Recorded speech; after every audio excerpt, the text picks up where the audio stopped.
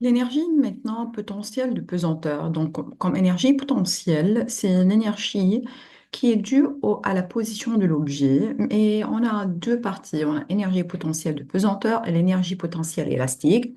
Et on doit parler maintenant de l'énergie potentielle de pesanteur. Donc, l'énergie potentielle de pesanteur est due au travail du poids. C'est-à-dire que lorsque le poids travaille, on dit que le corps emmagasine de l'énergie potentielle. Et ça veut dire qu'elle est due à la hauteur. Par exemple, si on a un corps, par exemple un livre, et on remarque que ce livre est à une certaine hauteur de la table. Donc, dans ce cas, si par exemple on laisse le livre, donc ce livre doit tomber sous l'action du poids. C'est-à-dire que le poids admet un travail puisque le livre se déplace de A vers B.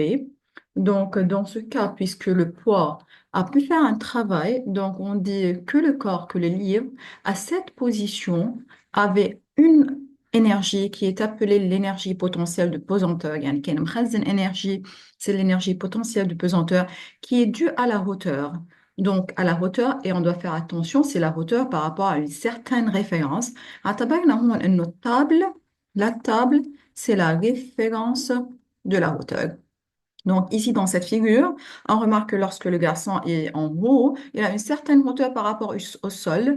Donc, ça veut dire qu'il emmagasine une certaine énergie qui est appelée énergie potentielle de pesanteur. Chaque fois que la hauteur augmente par rapport à la même référence, donc ça veut dire le corps admet plus de l'énergie potentielle et de pesanteur. Donc, comment on peut l'écrire la formule? La formule est donnée par EPP, énergie potentielle de pesanteur égale à la masse fois la gravité fois Z. Maintenant, Z ici, c'est la hauteur. Parfois, on peut l'appeler H, mgh, c'est la même chose, mais on doit voir pourquoi on l'appelait ici Z. Donc, on dit que M, c'est la masse en kilogrammes, G, c'est la gravité, Z, c'est la hauteur en mètres et EPP, c'est l'énergie potentielle de pesanteur qui est en joules. On doit faire attention que l'énergie potentielle de pesanteur peut avoir une valeur positive ou bien négative. Maintenant, pourquoi c'est positif et même négatif?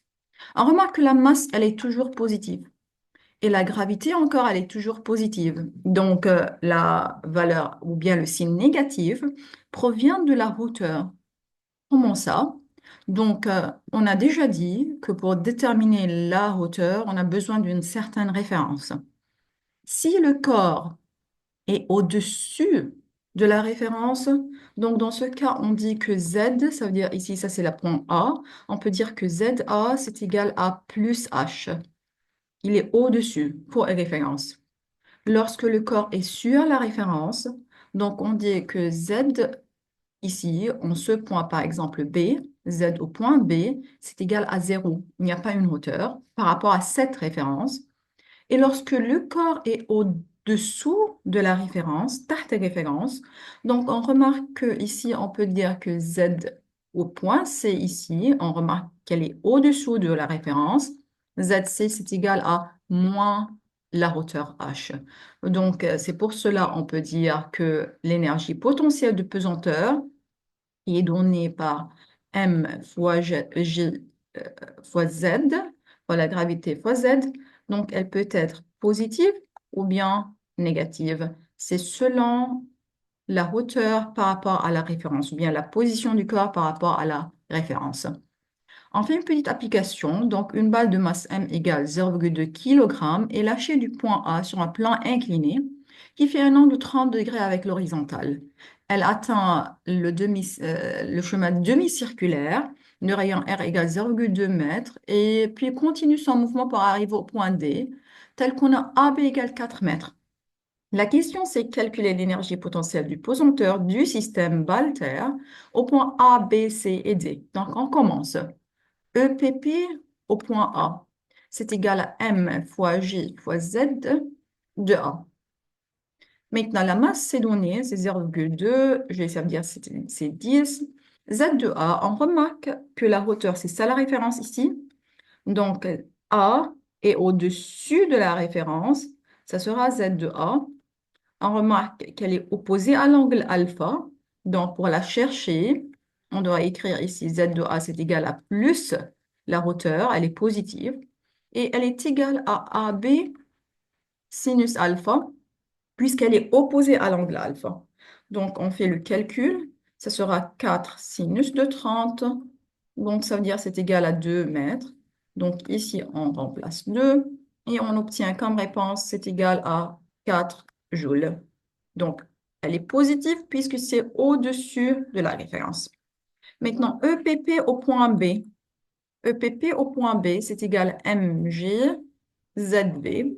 On remarque que B est sur la référence. B est sur la référence.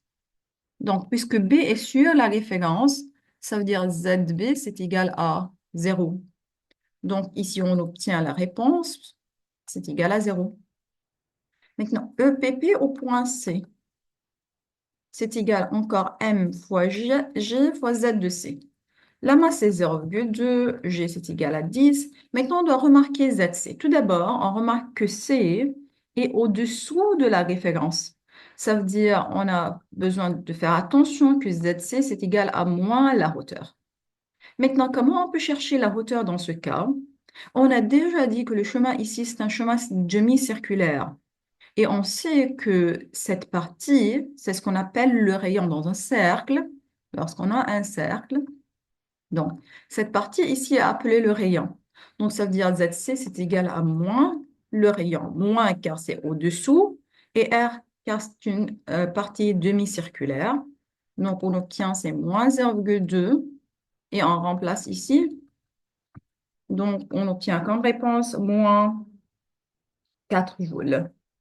Donc, ici, c'est moins 0,2 le rayon et 0,2 ici. Donc, on obtient, c'est égal à moins 0,4 joules. Donc, c'est négatif puisque c'est au-dessous de la référence. Il nous reste au point D. Maintenant, au point D, on est sur la référence, c'est-à-dire encore pas de hauteur. Donc, on dit EPP au point D, c'est égal à M fois G fois Z de D. Et Z de D, c'est égal à 0 puisque D est sur la référence. Ça veut dire qu'il n'y a pas une hauteur. Donc, on obtient ici que EPP, c'est égal à 0. On fait un autre exemple. Donc, une balle de masse M glisse du point B vers le point A.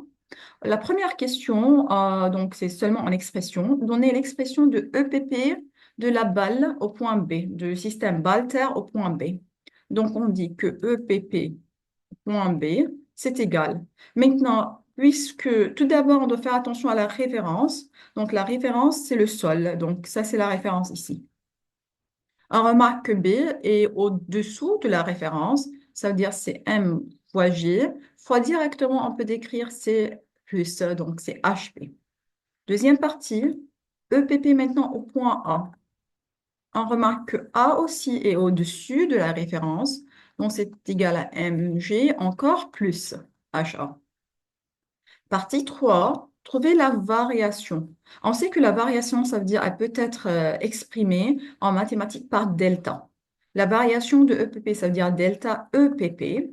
Lorsque le corps glisse de B vers A, ça veut dire lors du déplacement de B vers A. Donc, delta, ça veut dire c'est toujours final moins initial. Donc, ça nous donne EPP final, ça veut dire au point A, moins EPP initial, ça veut dire au point B.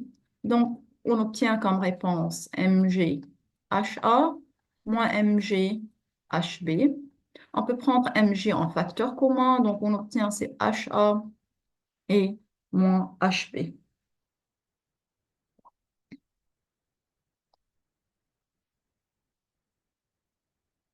Donc, on continue, déterminer maintenant, écrire le travail du poids de la balle lorsqu'elle glisse de B vers A en fonction de. Donc, on sait que le travail du poids lorsqu'il glisse de B vers A est donné par la formule mg h initial moins h final. Ça, c'est la formule du travail du poids. Donc, ça veut dire c'est mg. La hauteur initiale, c'est la hauteur de B. La hauteur finale, c'est la hauteur de A. Donc, ça sera l'expression. Et dans la partie 5, à la fin, la question, c'est de déterminer une relation entre delta EPP et encore le travail du poids. On remarque, c'est ça, delta EPP, MGHA moins HB, et c'est ça, travail du poids MGHB moins HA. Donc, on remarque que le delta EPP, c'est égal à moins, donc le travail du poids lorsque se déplace de B vers A. Donc, ça sera ici la relation.